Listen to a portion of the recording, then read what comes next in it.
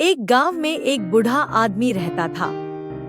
वह इतना बूढ़ा था कि उसके हाथ पैर कांप रहे थे और उसके 4 बेटे थे और वह बूढ़ा आदमी अपने चारों बेटों से बहुत परेशान रहता था क्योंकि उसके चारों बेटे बहुत आलसी थे।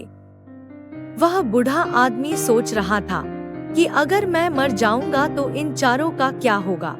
तभी एक दिन वह बूढ़ा आदमी अपने चारों बेटों को अपने पास बुलाया और बोला कि तुम सब मेरी बातों को ध्यान से सुनो।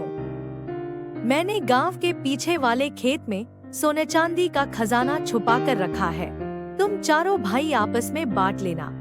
इतना कहकर बूढ़ा आदमी मर गया।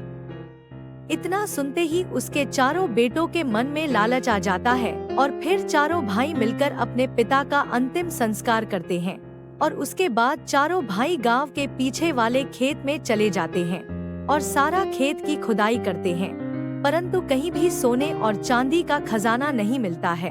फिर चारों भाई थककर वापस घर आ जाते हैं और अपने पिता के बारे में बहुत बुरा भला बोल रहे थे।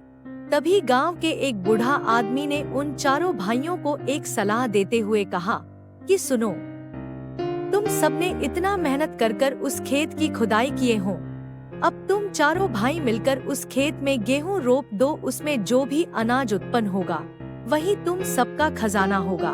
तभी चारों भाइयों ने उस आदमी की बात मानकर उस खेत में गेहूं रोप देते हैं और कुछ महीनों बाद उस खेत में गेहूं की फसल बहुत अच्छी होती है और चारों भाई गेहूं की फसल देखकर बहुत खुश थे।